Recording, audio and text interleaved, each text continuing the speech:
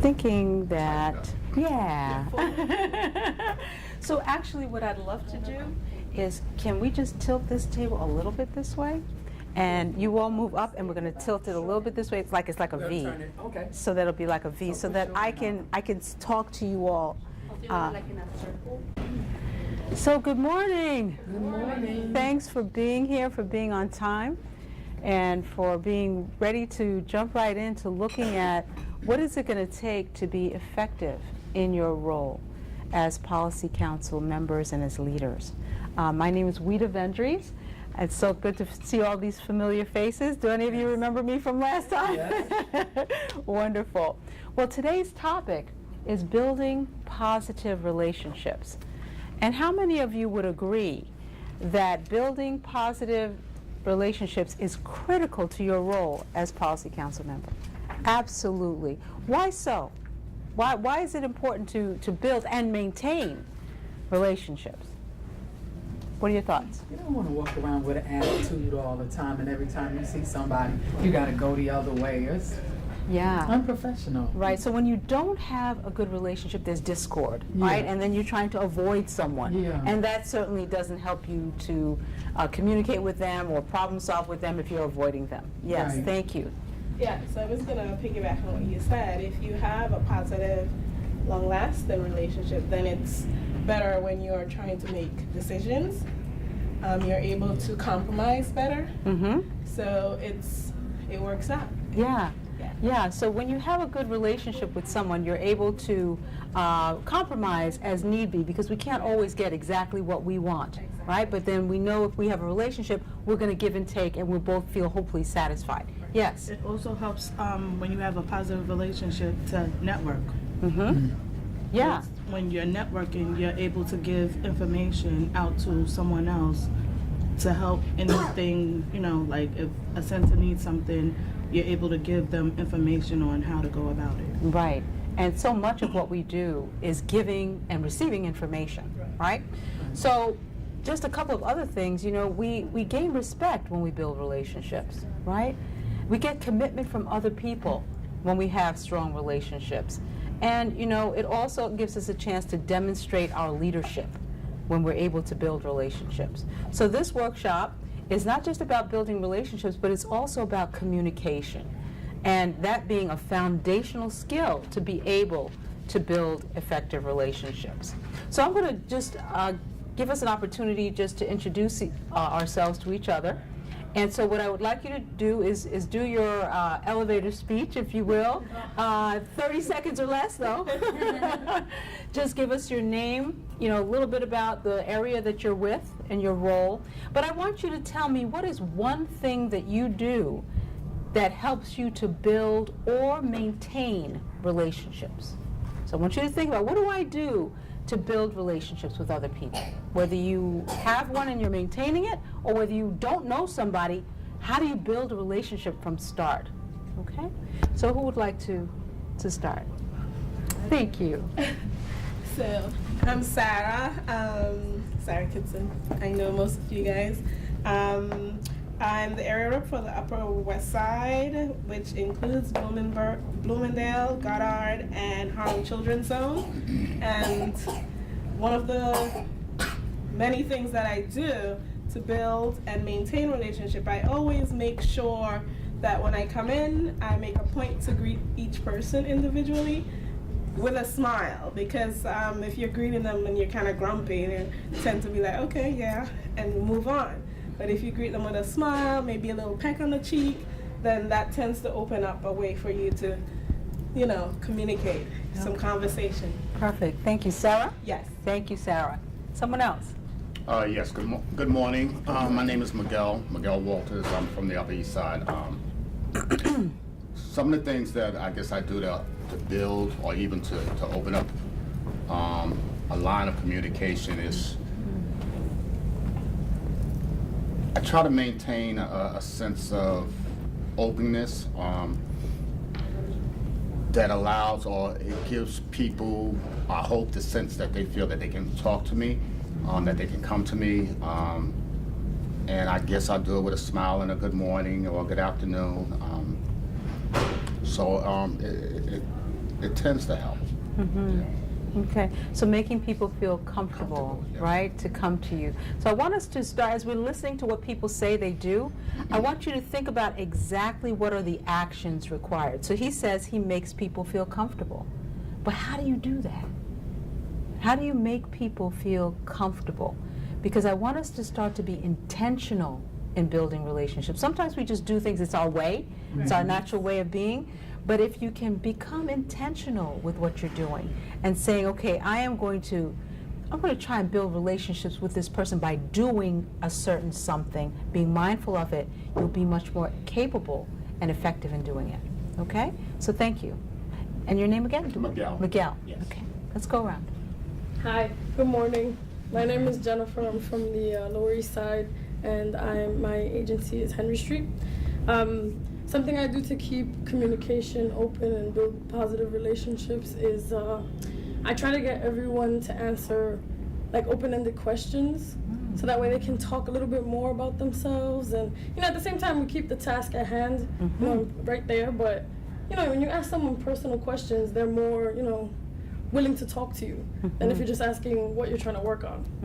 I do that. Excellent. Excellent. And tell me your name again? Jennifer. Jennifer. So I'm going to ask you to start with your name and end with your name, because I'm going to try and remember everybody's name. So I know this is Sarah, this is Miguel, and this is Jennifer. Thank you.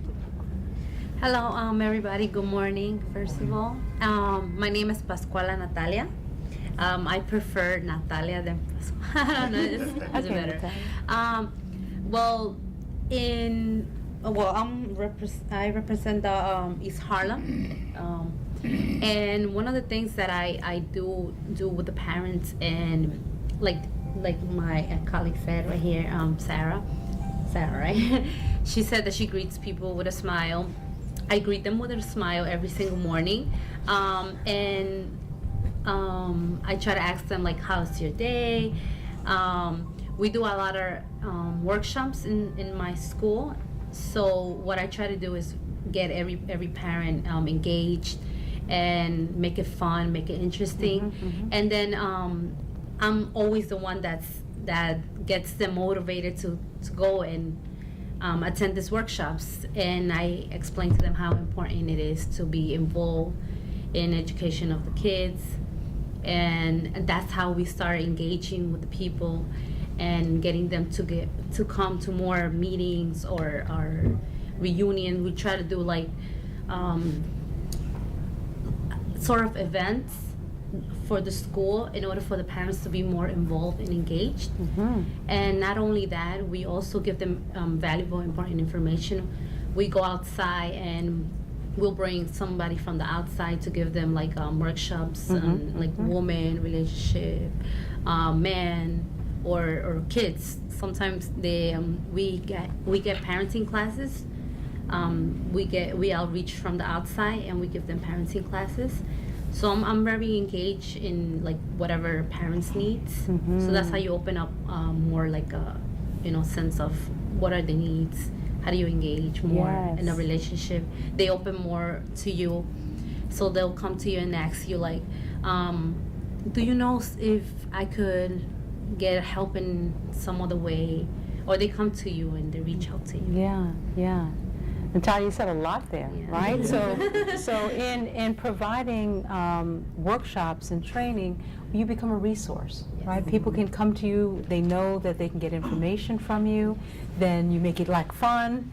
But what I heard you say that's also critical is that you try to understand what their needs are. What do they need a workshop in? And then you might even bring in an expert or bring in someone that can speak to the group. Again, making something unique and interesting for people to attend. So thank you. Hi, my name is Miriam, and I represent Washington Heights Children's Aid Society of Fort George and Northern Manhattan Perinatal, where my son attends. What do I do? I listen a lot. I try to hear as much as I can before I say anything, and I try to take action as much as possible when I do hear about things that other people might not take action or don't know how. I'll help connect and take action. So I help connect. I do a lot of listening and just help connect people. Excellent, excellent. And tell me your name again? Miriam. Miriam.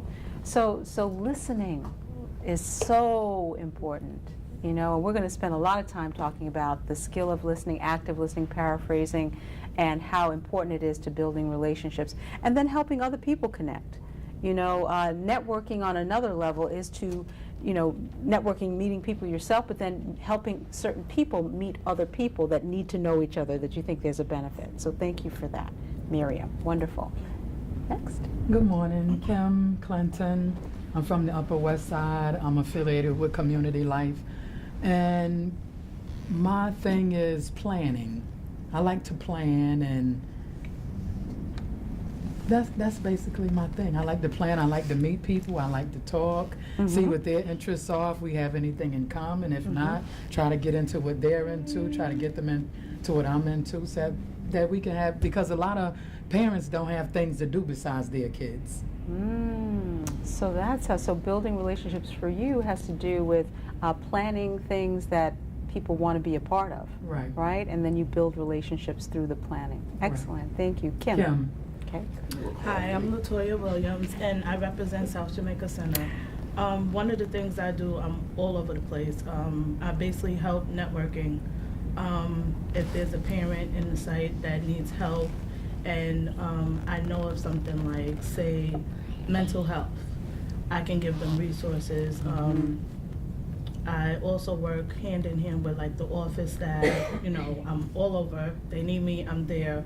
So I communicate a lot with the parents, trying to get them into the workshops, because that's the hardest at some of the sites, and it's pulling teeth. But I tell them, just come. Maybe you hear something that you may be able to take back, and if you need anything, any help, then you can come to me, and I can work with the office and help you to get what you need. And your name again? Latoya. Latoya. So Latoya likes to help, right? And when people feel that you genuinely care about them and you want to help, they want to build a relationship with you. So excellent. So wonderful, everybody. You guys have got some great things that you're already doing to help build relationships. I want to take a moment and just introduce Sam and just help him to share just a minute for what the camera's for. I don't know if we talked about that yet, but maybe Sam can just say a little bit about what the filming is about today. Sure. I was fortunately introduced a little earlier, and I was at the last time we all met here.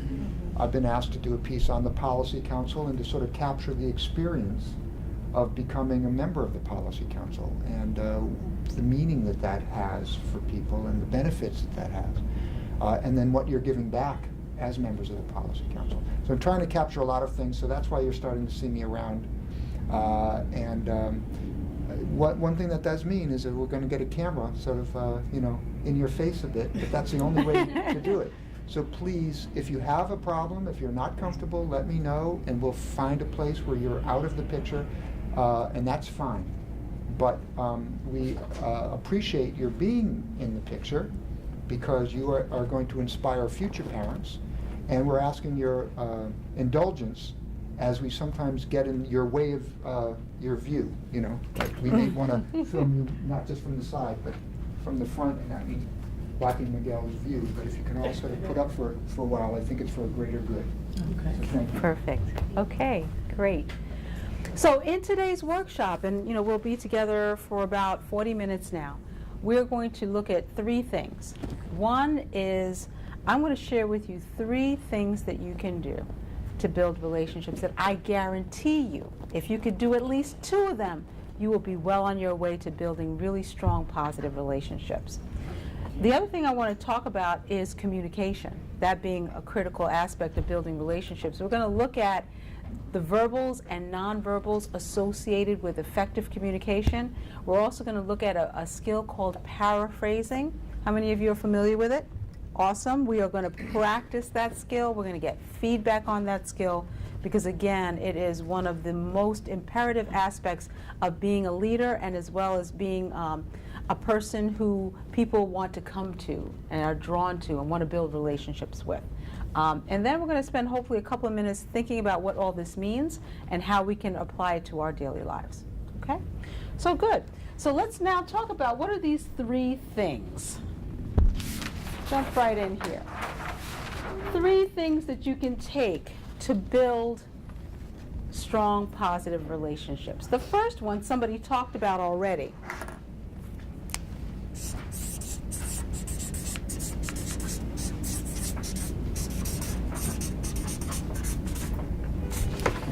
Remember names. Remember names. Dale Carnegie once said that a sound of a person's name to themselves is the sweetest sound that they ever hear, right? So we really have to find ways, and it's not always easy, right? Sometimes we forget, and it's not uncommon for us to forget names, and it's forgivable. But what happens when the person who feels that they've built a relationship with you sees that you forget their name? Right? So much for the relationship. So we have to be mindful not just about the etiquette of remembering someone's name, but it's the impact to the person when you're like, oh gosh, and it really doesn't make somebody feel valued. So remembering someone's name makes a person feel important, doesn't it? They feel remembered, they feel valued. So we have to find ways to remember people's names. So what are some of the things? Does anybody have any tricks on how they remember names? Just before we go into the tricks, but the other side of that too is that the person who doesn't remember the person's name loses something in the relationship building too, because, and I'm going on a personal note, is that I tend to avoid that person because I know I don't remember their names.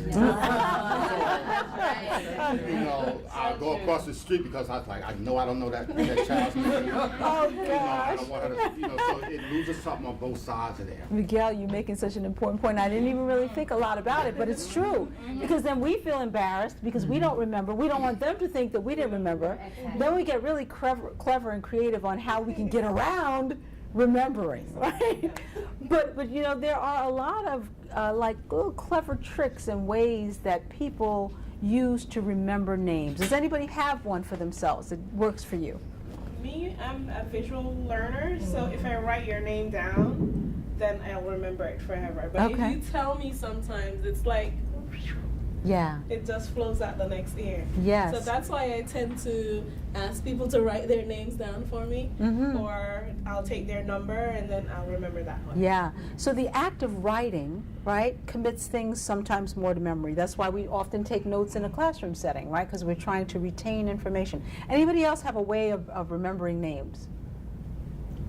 Kind of relate them to someone else with the same name. Mm-hmm. So by relating it, how does it connect? How does that work for you? Because you think about the other person, or like how does it work? Well, because I had a stroke and that was a problem for me, memory, I had to use different ways in order to remember things.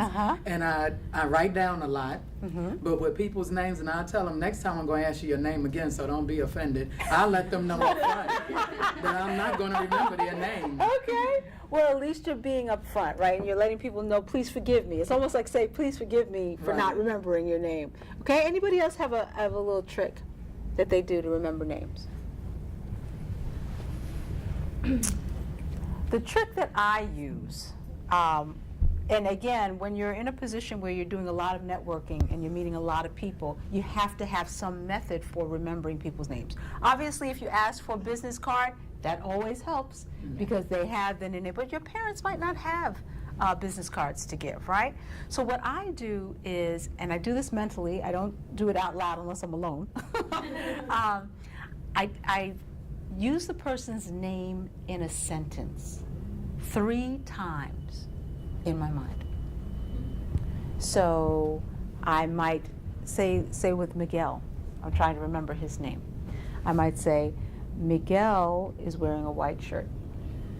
Miguel is a tall black gentleman. Handsome. Hey.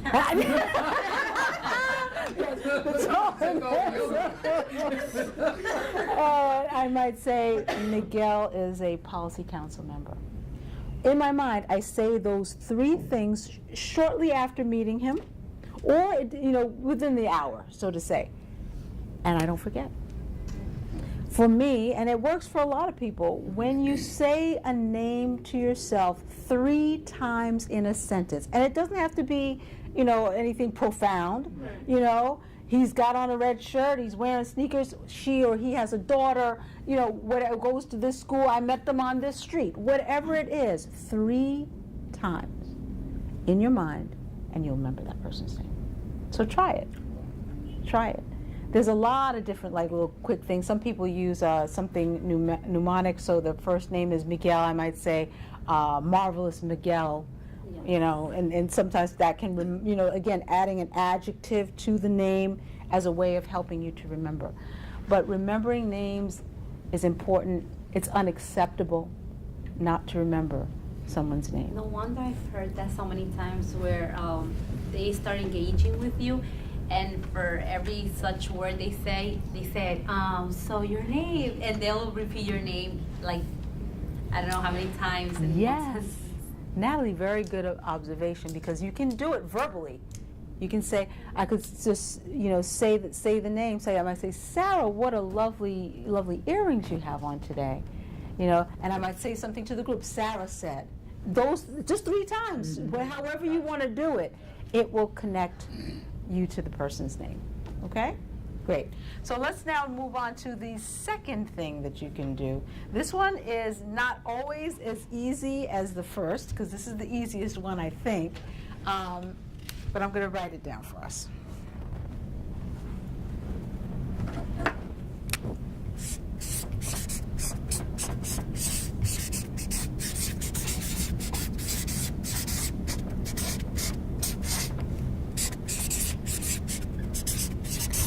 Put your energy into being, anybody want to guess what the word is?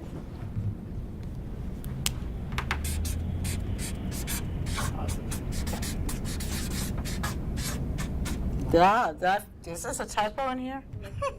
No. That's correct. Likable. Put your energy into being likable.